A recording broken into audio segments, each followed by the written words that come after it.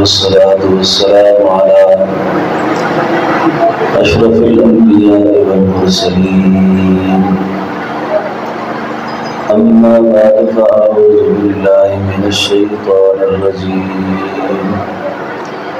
بسم الله الرحمن الرحيم قل إن صلاتي ونسكي ومحياي ومماتي لله رب العالمين آمنت بالله صدق الله مولانا العظيم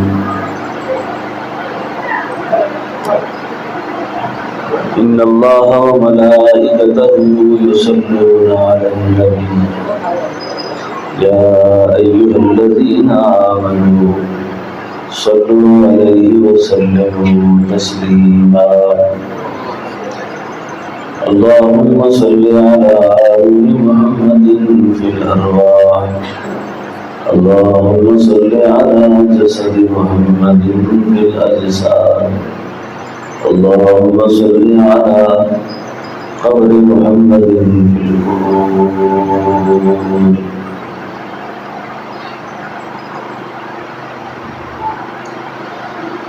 جس دور میں نازاں تھی دنیا اب ہم زمانہ بھول گئے جس دور میں نازاں تھی دنیا اب ہم زمانہ بھول گئے اور جگانا یاد رہا خود ہوش میں آنا بھول گئے منہ دیکھ لیا آئینے میں پردہ نہ دیکھا سینے میں جی ایسا لگایا جینے میں مرنے کو مسلمان بھول گئے آزاں تو اب بھی ہوتی ہے مسجد کی فضا میں ہے انور آزاں تو اب بھی ہوتی ہے مسجد کی فضا میں ہے انور جس ضرب سے دل ہلتے تھے اور ضرب لگانا بھول گئے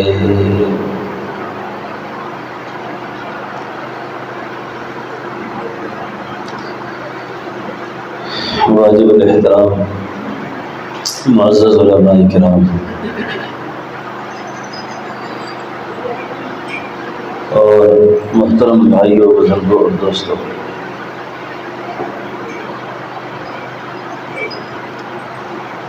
قرآن کریم کی جو آیت میں نے آپ کے سامنے تلاوت کی،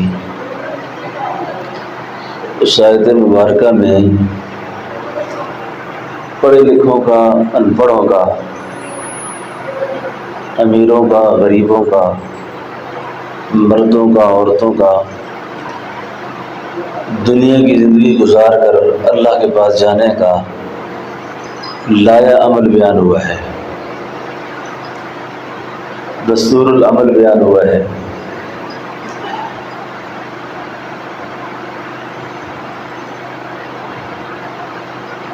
ہر شخص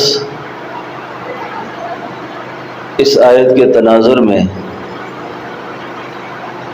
اپنے سینے میں جھانکے گا جب، تو اس وقت اس کی ساری صورتحال کھل کر سامنے آ جائے گی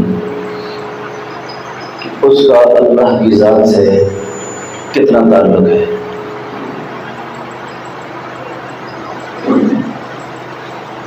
ہم میں سے وقت زندگی کا کافی سارا گزارنے کے باوجود بڑی خوش فہمیوں میں مبتلا ہے، داد اور تحصیل کے چکر میں زندگی گزر رہی ہے، اور وقت موت کا سر پہ کھڑا ہے۔ اس بیماری نے ہر شخص کو اپنی گرفت میں لیا ہوا ہے۔ اگر غور کیا جائے، مثال کے طور پر میری یہ مجلس زندگی کی آخری ہے، آپ میں سے کتنے ہیں جن کا آخری بات سننا ہے؟ اور جس ذات کے لیے یہ ہم کر رہے ہیں، یہ سفر کیا ہے، اگر اس میں اس کی منشا اور اس کی مشیت میں یہ عمل ہمارا ریا کی وجہ سے قبول نہ ہو، تو اس بیان اور جلسے کے لیے اور اس پروگرام کے بارے میں تو ہم مرنے کے بعد یہ کہیں گے کہ خدایا اگر نہیں جایا ہوتا تو اچھا تھا، یہ سب کچھ نہیں کرتے تو کتنا اچھا ہوتا۔ آج یہ دین کا کر کے مدرسہ بنا کر، مسجد بنا کر، واعظ کر کے، بیان کر کے جہنم خرید لی اپنے لیے۔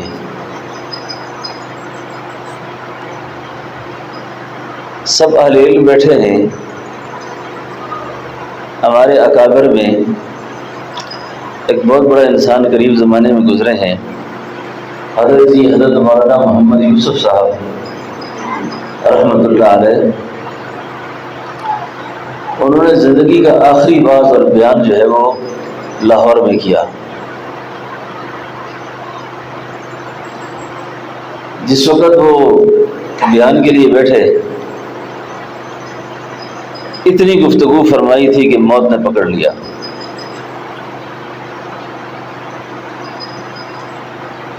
اتنا بیان ہوا تھا کہ موت آ گئی۔ کتنا بیان ہوا تھا؟ فرمایا دین کے کام کرنے کے ساتھ ساتھ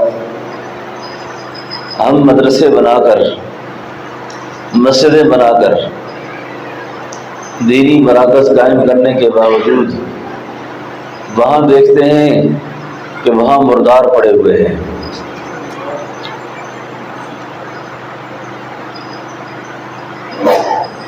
اور پھر فرمایا،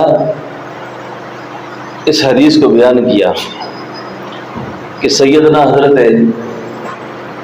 امیر معاویہ رضی اللہ عنہ ایک دن سیدنا حضرت ابو ہریرہ رضی اللہ عنہ سے کہتے ہیں کہ ابو ہریرہ مجھے کوئی ایسی نصیحت کرو، ایسا واعظ کرو مجھ سے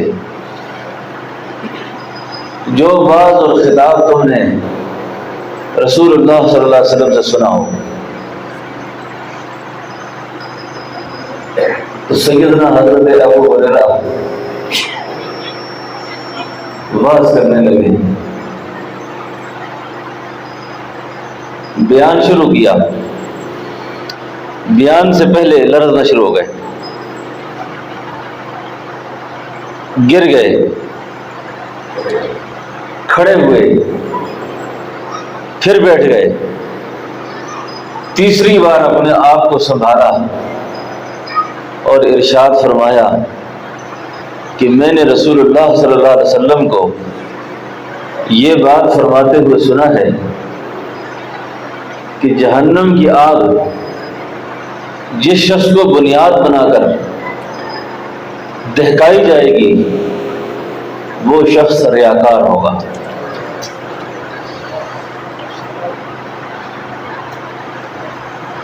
وہ شخص ریاکار ہوگا، یعنی وہ کام اس لیے کر رہا ہے کہ لوگوں میں میری حیثیت قائم ہو جائے۔ اور دوستو، لوگوں میں حیثیت قائم ہو بھی گئی تو پھر کیا ہوگا؟ میری خوبیاں میرے مرنے کے بعد اگر زیر بحث آئیں، مجھے کیا فائدہ اس سے؟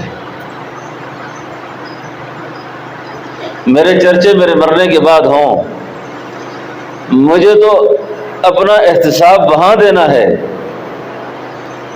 جہاں پر آپ میری خوبیوں کا ذکر کریں، مجھے کوئی فائدہ نہیں ہوگا اس سے، کیونکہ دل کا معاملہ یہ صرف اور صرف اللہ کے ساتھ خالص ہے۔ کعبہ بنیاد خلیل آذرست، کعبہ بنیاد خلیل آذرست، دل گزر گاہ جلیل اکبرست۔ کعبہ تو اللہ کے خلیل نے بنایا ہے، اور دل یہ اللہ کی گزرگاہ ہے، زمینوں میں نہ سمایا، آسمانوں میں نہ سمایا، مومن کے قلب میں آ کے سمایا۔ تو وہ جو مومن کے قلب کی جوہر کے جو خیالات ہیں نا، وہ اس میں پیدا ہونے سے پہلے اس پر اس کی نگاہ ہے کہ یہ کیوں کر رہا ہے۔ مخلص مار نہیں کھاتا کبھی بھی، مخلص مار نہیں کھاتے کبھی بھی۔ مخلصین پر کوئی مسئلہ نہیں، اگر کسی آزمائش سے دوچار بھی ہو گئے تو یہ آزمائش ہے، اور یہ بھی اس بات کی علامت ہے کہ یہ مخلص ہے۔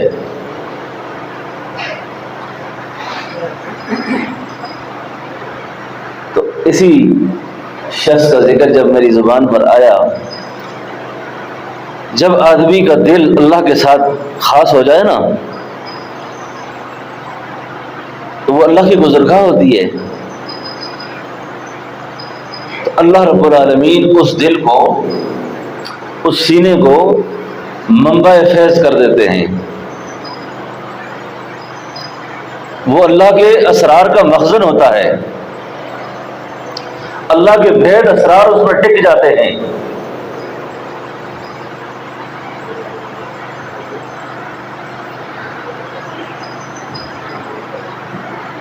یہی مولانا یوسف صاحب اتنا بیان کر چکے، تو اتنے بیان کے بعد نکسیر پھوٹ گئی اور منبر پر ہی انتقال فرما گئے۔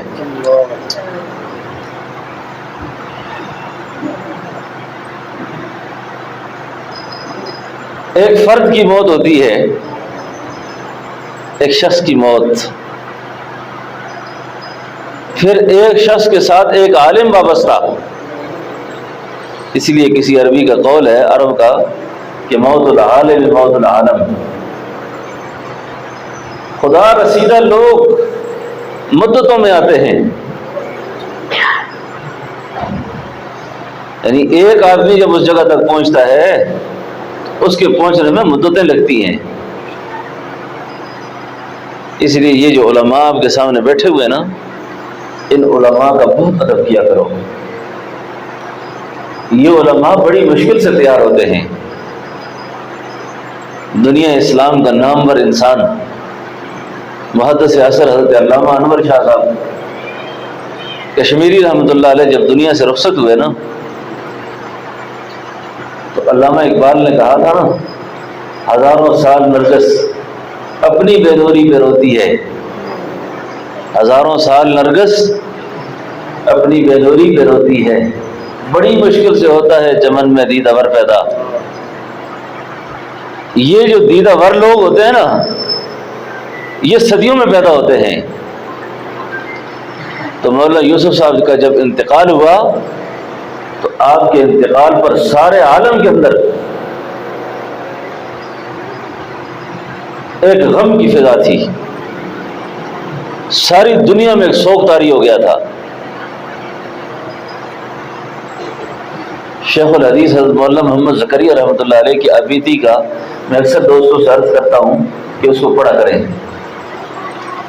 شیخ ابیتی میں لکھتے ہیں کہ جس وقت حضرت کا انتقال ہوا تو یہ میرے داماد تھے، میری بڑی لڑکی ان کے گھر میں تھی، اور مولانا یوسف کی تربیت سب میں نے کی تھی،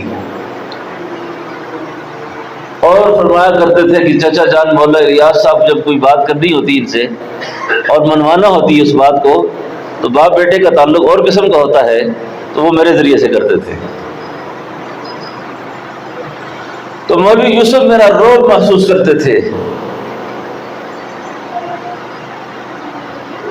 لیکن جس دن مولوی یوسف کا انتقال ہوا تو میں چھپ چھپ کے رویا کرتا تھا، چھپ چھپ کے رویا کرتا تھا، کیونکہ بڑے آدمی کو اپنے اوپر ذرا کچھ احتیاط کنٹرول بھی کرنا پڑتا ہے، کیونکہ اس کے ساتھ بہت سارے لوگ ہوتے ہیں۔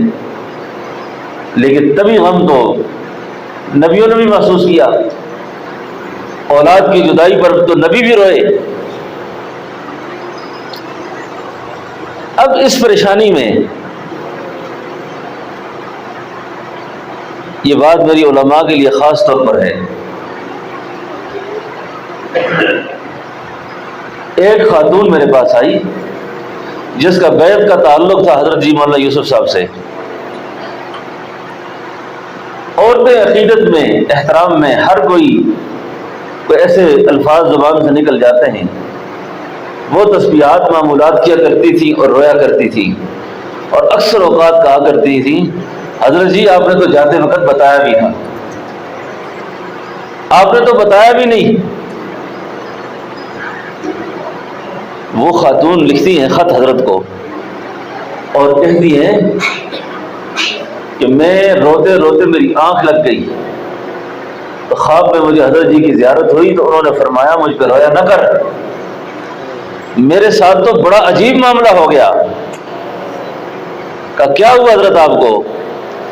فرمایا جب بھی میں بیان کیا کرتا تھا، واز کیا کرتا تھا، تو میرے بیان کے اندر ایک رحمت آیا کرتی تھی، ایک نور آیا کرتا تھا، اور وہ نور آ کر سارے مجمع کو اپنی گرفت میں لے لیتا تھا اور لوگوں کو فیض پہنچتا تھا. لیکن اس بار وہ نور اس قدر آیا کہ میں اس رحمت کے نیچے دب گیا. میں اس رحمت کے نیچے دب گیا، اور جب رحمت کے نیچے دب گیا تو ایک گلاب کا پھول لایا گیا اور مجھے کہا، کوئی کہنے والا کہتا ہے حضرت اس کی خوشبو لے لیں، اس کو سونگھ لیں آپ. میں اس کی خوشبو لینے میں ماؤ ہوا تو دیکھا میری روح اللہ کے پاس پہنچ گئی تھی، مجھے تو کچھ پتہ نہیں چلا. یہ کون لوگ ہیں؟ یہ وہ لوگ ہیں جنہوں نے قل ان صلاتی و نسکی و محیایا و مماتی للہ رب العالمین، اس آیت کو دستور بنایا. اس آیت کو دستور بنایا. وہ تو خدا کے ہیں، پھر وہ تو اللہ کے ہیں. تو اللہ اپنے یاروں کو، اپنے پیاروں کو ایسے ہی اٹھاتا ہے جن کی روح پھنسی ہوئی ہو دنیا میں، جن کی روح غلاظت میں ڈوبی ہوئی ہو، جن کی روح دنیا کے بکھیروں میں الجھی ہوئی ہو. خدا کا قرآن بھی وہ دنیا کے لیے پڑھتے ہوں، اللہ کا نام بھی دنیا کے لیے لیتے ہوں کہ لوگوں میں میرا نام ہو جائے. اس سے بڑی ناانصافی تو ہی کوئی نہیں ہے. اس سے بڑی ناانصافی کیا ہو سکتی ہے کہ ایک آدمی اللہ کا نام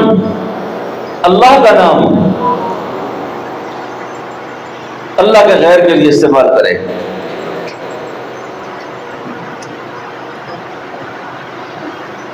تو عرض یہ کر رہا، قل ان صلاتی، کہہ دیجئے میرے محبوب پیغمبر، میری نماز قل ان صلاتی، اور میرے محبوب پیغمبر کہہ دیجئے. ہمارے حضرت اس کا معنی کرتے تھے، میرے محبوب پیغمبر میرے کہنے سے کہہ دیجئے کہ میں آپ سے یہ بات کر رہا ہوں اور یہ بات ساری مخلوق کو سنا دیں. کیا؟ قل ان صلاتی، یہ نہ کہیں میں کہہ رہا ہوں، بلکہ میرے کہنے سے آپ یہ کہہ دیں ان صلاتی، میری نماز، ونسک، میری قربانی، میری زندگی کے جمیع اعمال، سارے خیر کے عمل، میرے جینے کے اعمال، للہ رب العالمین، کس کے لیے ہیں؟ اللہ کے لیے. اب یہ آیت بھی میں نے پڑھ دی، آپ نے بھی سن لی. اب اس پہ میں نے بھی کہا اللہ کے لیے، آپ نے بھی کہا اللہ کے لیے. ایک بزرگ تھے، فرمایا کرتے تھے مزہ تو تب ہے کہ اللہ تو بھی کہے گی میرے لیے. مزہ تو اس میں ہوگا.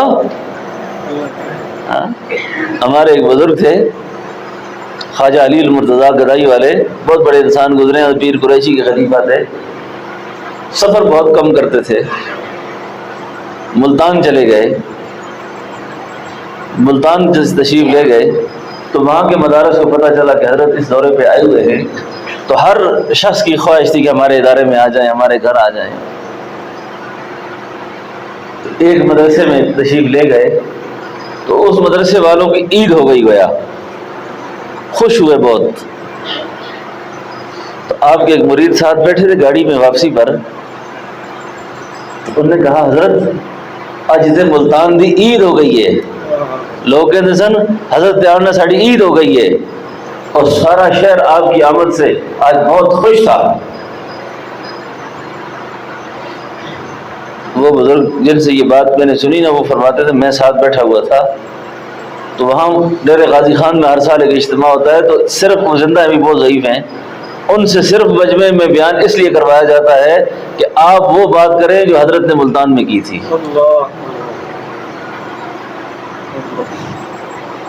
تو کہتے ہیں کہ میں نے جب کہا نا کہ حضرت بڑے خوش تھے سارے لوگ تو ایک چیخ مار کے فرمایا اومن خوش تھی وجہ نا اومن خوش تھی وجہ نا. وہ بھی خوش ہوا ہے کہ نہیں؟ سارا دنیا خوش ہو جائے. اس لیے دوستو اب زندگی میں ان کاموں سے نکلو. اچھا ان پڑھ ہو دیہاتی ہو مزدور ہو مولوی ہو پیر ہو چھوٹے ہو بڑے ہو اس چیز سے نکل جاؤ. بہت مدت ہو گئی اس کام میں. وہ دیکھے اس کو پتہ چلے.